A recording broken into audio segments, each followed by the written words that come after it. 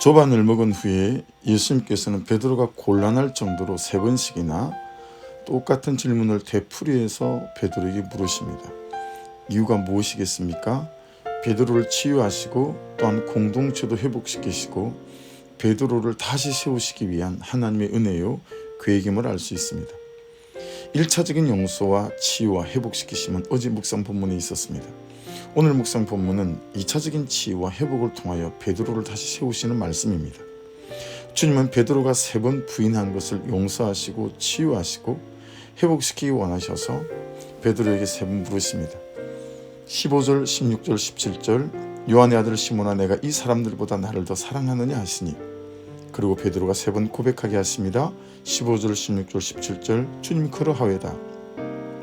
내가 주님을 사랑하는 줄 주님께서 아시나이다. 이때 주님께서 내 어린 양을 먹이라 그렇게 말씀하시면서 베드로를 다시 부르시고 베드로를 다시 세우십니다. 이 과정에서 예수님이 치유하심, 용서하심, 회복시키심에는 3가지가 있음을 알 수 있습니다. 이해하시고 용납하시고 공감하시는 것이 그것입니다.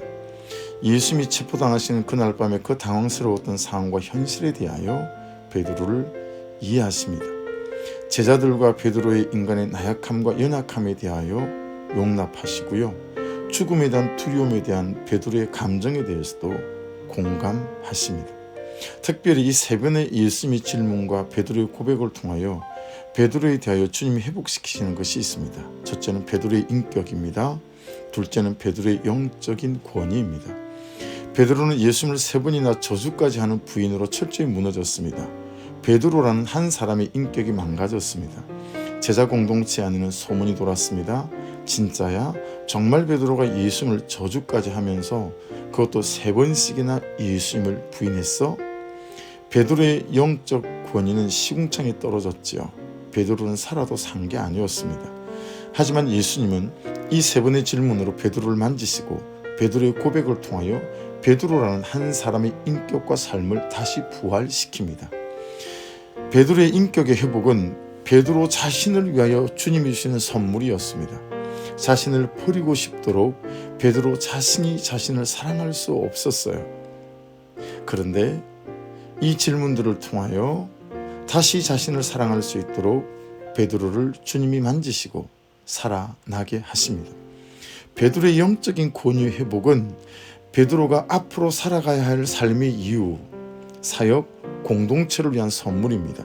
그가 살아야 공동체가 살고 공동체가 살아야 세상을 살릴 수 있기 때문입니다. 여러분, 내가 예수로 살아나면 모두가 살아나는 시작이 될 수 있습니다. 이 한 주간 살아나셔서 살리는 사람 되시길 축복합니다. 결국 살아난 베드로가 어떻게 됩니까? 마태복음 26장 33절 베드로가 대답하여 이르되 모두 주를 버릴지라도 나는 결코 버리지 않겠나이다. 정말 여러분 이 말씀대로 그렇게 됩니다. 17절에 보시면 주님 모든 것을 아시오매 내가 주님을 사랑하는 줄을 주님께서 아시나이다. 이렇게 베드로가 고백하지요. 여러분 이 고백 속에 들어있는 베드로의 고백이 무엇이겠습니까? 예수님을 3번이나 저주하며 부인했던 그게 접니다. 주님. 그런데 주님, 그런 제가 주님 없으면 안 되는 사람입니다. 맞습니다. 주님. 저 그런 놈 맞습니다. 하지만 주님, 저 주님 사랑합니다. 그런데 주님을 사랑하는 그 마음처럼 주님을 사랑하는 삶이 잘 안 됩니다. 주님, 저 어쩌면 좋겠습니까? 이런 그의 고백이 묻어있는 것 아니겠어요? 그런 베드로에게 주님은 내 양을 먹이라 이렇게 말씀하십니다. 여러분 여기에는 무슨 뜻이 있을까요? 그래, 내가 안다. 그래서 베드로야, 너는 나 없으면 안 되는 사람이다. 그런 너를 내가 안다 해서 너는 나를 사랑해야 산다. 나를 사랑하면 된다. 나를 사랑하면 할 수 있다. 내가 너와 함께 할 것이다. 너를 이해하고 너를 용납하고 너를 공감하는 나의 사랑이 성령이 너를 그렇게 되게 하고 그렇게 살게 할 것이다. 해서 여러분 오늘 말씀은 우리에게 이런 질문을 주십니다. 이 세상에서 나에게 가장 중요한 일은, 나의 우선해야 할 일은, 꼭 해야 할 일은 무엇일까라는 것입니다.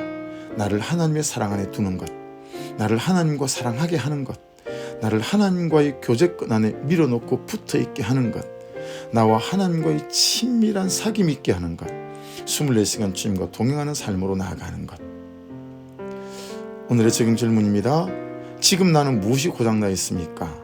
나는 무엇이 아픕니까? 두 번째, 내가 이해받고 용납받고 공감받아야 하는 것은 무엇입니까?